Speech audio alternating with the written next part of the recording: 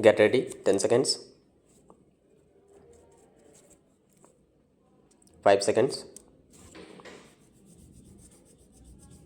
start. Sir, I am as dejected today as I was on the day the finance minister presented the budget. The description of the problems is correct, but the proposed solutions are not acceptable to us. I do not agree with the concept that linking the Indian economy with the world economy will improve the situation. By world economy, we mean the combined economy of the G8 nations. These nations, taken together, account for 12% of the world's population and 70% of the world production.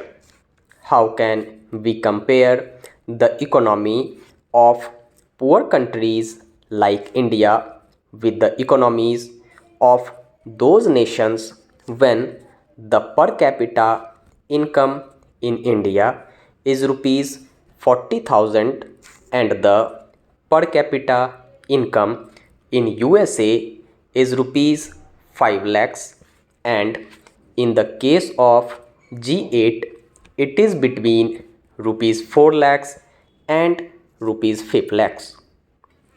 The needs of the Indian people are different from those of the people of America, Britain, and Japan. When we return from visits to foreign countries, we talk about the developments in those countries and want to know why such developments do not take place in India. We always try to adopt the latest trends in foreign countries, but this thinking is detrimental to national interest. Therefore, it is not possible for me to think the way the Honorable Minister of Finance thinks, nor do I agree to his views. Mr. Speaker, sir, I heard the speech delivered by the Honorable Minister of Finance. He reiterated the same point that had we failed to pay back the debt we have taken, we would have also been in the same condition in which countries of Latin America have fallen. I share the concern of the Honorable Minister about Latin America, whose condition deteriorated because of their close link with international institutions like IMF, World Bank, and other financial institutions and multinationals.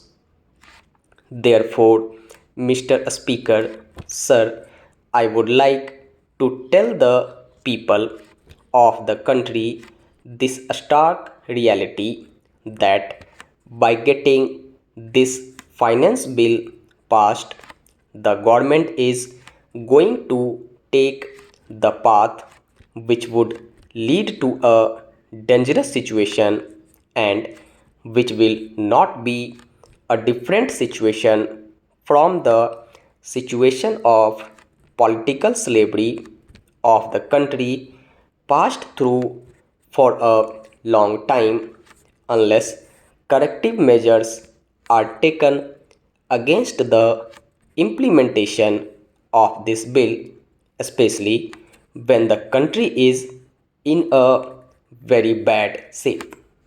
Mr. Speaker, sir, the ultimate goal of Swaraj movement was to instill national feelings in people and attain self-sufficiency. Gandhiji started that movement and many of the present Honorable members of the House did not participate in the movement at that time.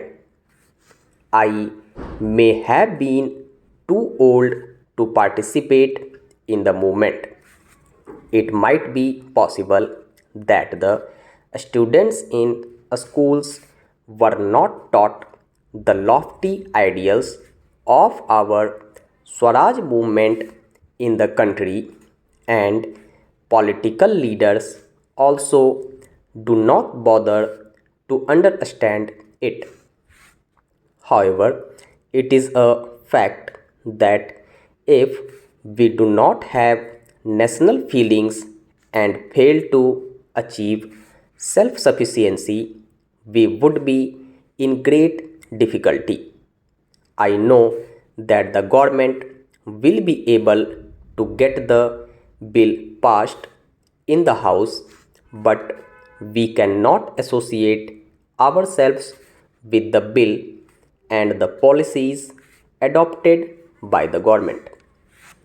After presentation of this budget, there has been a steep rise in the prices, particularly in regard to fertilizers, and though it has been stated by the Honorable Minister as a regional issue, it has further deteriorated the financial condition of the farmers.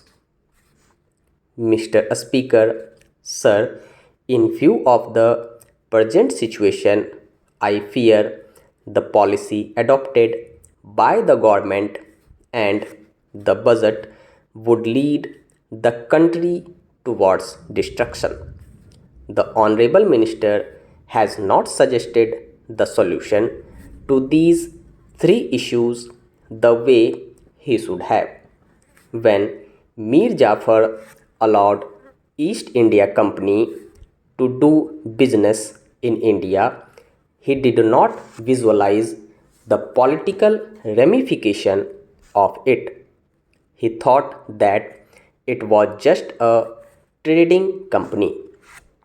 A senior minister in the Indian cabinet had stated in America that the government of India would invite American investment, though ultimately he did not succeed in getting it done. But the policy the Honorable Minister of Finance proposes to implement seems to be very dangerous.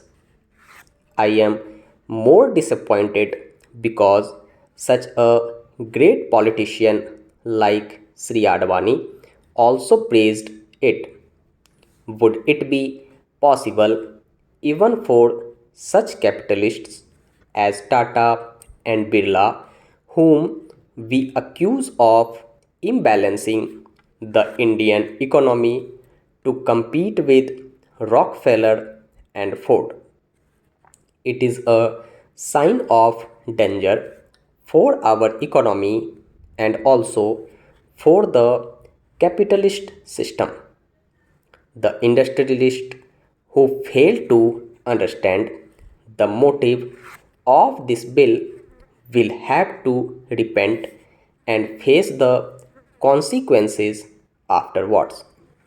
There are a number of banks in our country. The Honorable Minister of Finance has been the head of these banks. When nationalization policy was implemented, there were 14 banks. At present, various branches of banks are working in every area, and the government have to bear heavy expenditure. Would it not be in the interest of the country that all the banks should be unified?